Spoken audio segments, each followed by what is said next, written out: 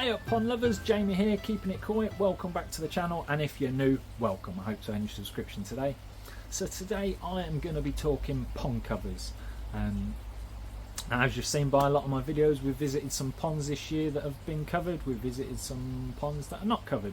As you can see in the background up there, my pond is currently not covered. It wasn't covered last year and it's not covered this year. Now, covers. Big debates on covers. Do you need them? Do you not? I don't think you need them. Some people do. Now, unless you're heated, in my opinion, now quote me if I'm wrong, but to me they're a waste of time and a waste of money. Because as you can see by my fish right there, we have been uncovered all year. It didn't get as cold this year as it did last year. Last year the pond did get down to -2. This year we only got down to 1 degrees, so it was above minus temperatures. We're currently sat at 13 degrees here in the garden, and the pond for this week has been holding a steady sort of 7 degrees, which is why they're all up and about. And while it was when the pond did get down to 1 and 2 degrees, they were all hugging the bottom as they do. But yeah, covers don't keep the heat in. That's a fact, we all know that. What they do is they keep the wind chill off, so they do stop it dropping very, very quickly when it gets windy. The problem I would have with covers is I have nowhere really to put them. Eventually my garden will be spotless and clean and tidy like it used to be when I very first started YouTube. But yeah, right now it's a mess. But when it is clean and tidy, I would literally have nowhere to put covers. Now there are the option of the Pom Balls, which you saw in one of my earlier videos over at Garry's pond. Garry uses Pom Balls. Again, obviously they're not, with Pom Balls, they're not a full covering. Obviously you get the little tiny gaps in between balls, but what it stops the wind hitting the water as it goes past, so stops the wind chill. But yeah, unless you're heated, I don't see the point. My fish have managed to survive in -2 temperatures, and that was for about 3 weeks. It held -2 last year.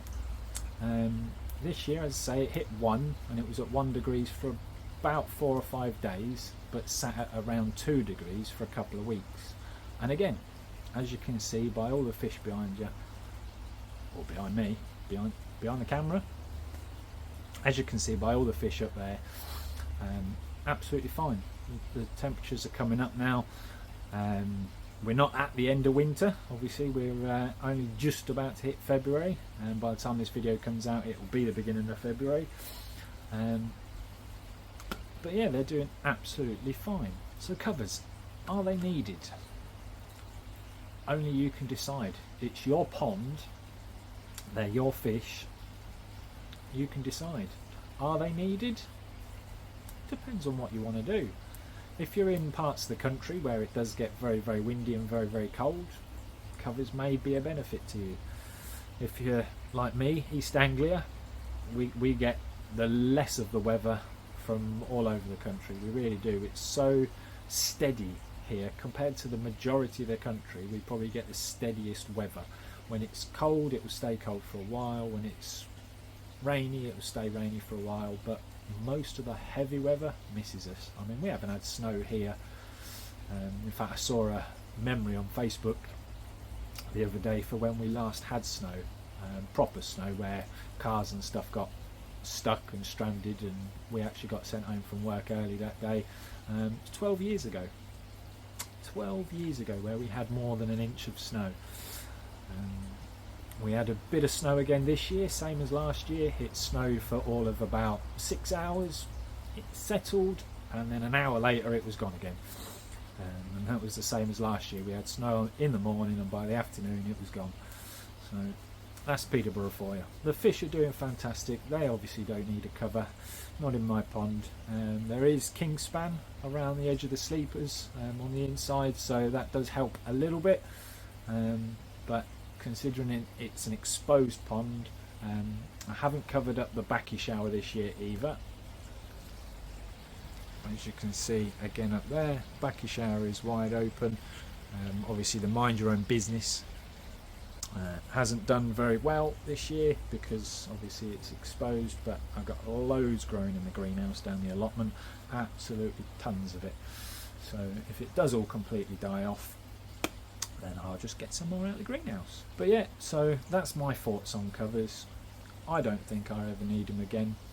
The grow on the other hand, will be heated, so that will have some form of cover, and as I mentioned in a previous video, there is big plans for that little grow on. The weather is starting to warm up and stabilise a little bit now, so hopefully me and Gary will be able to get the window in pretty soon.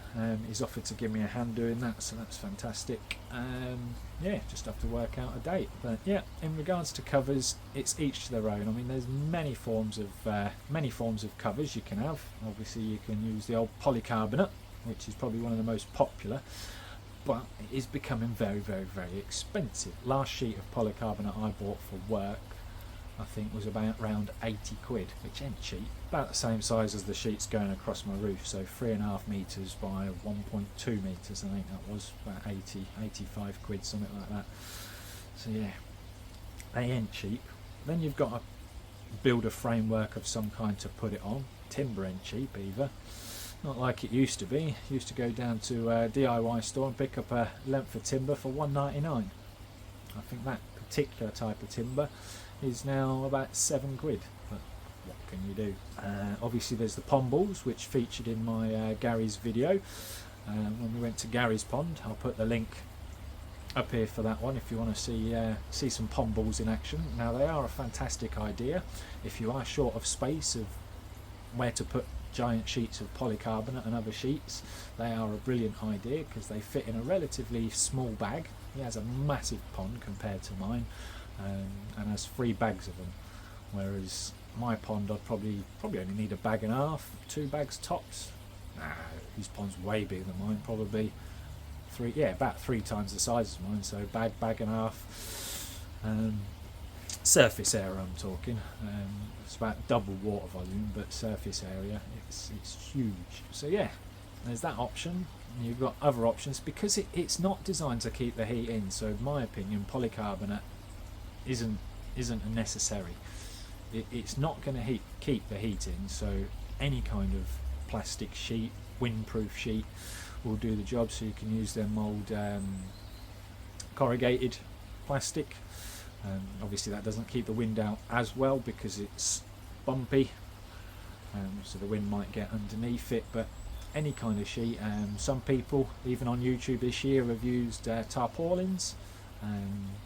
There's the clear tarpaulins you can get, really heavy duty, the same sort of stuff I actually used on my greenhouse way back when, down at the allotment.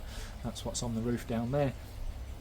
But yeah, it's just to keep the wind chill off, and what that does is stops the temperatures fluctuating fast. They're still going to fluctuate. As I say, I mean, a week and a half ago my pond was at 2 degrees, and a week later it's now at 7 degrees. So yeah, it is what it is. But each to their own. If you want to cover, you cover. Do I think it's necessary and do I think it's needed? Unless you're heated, personally no. If you're heated and you're covered, then obviously that will help keep the heat in because it stops the wind chill cooling what's been heating all day. So it helps keep it stable. That's what covers are for really. They're not to keep the heat in, they're to keep it stable. And if you're covered and you're heated, it'll help the heater not fight the wind chill, which is the only reason I would cover.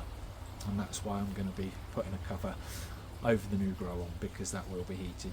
Whether I use my old cloverleaf heater or whether I get a new one, I'm not sure yet. We will see, because last year when I haven't heated the grow on this year, but last year when I was using that cloverleaf it kept tripping, so I need to have a look at that. If I can fix it, then great, I'll use it.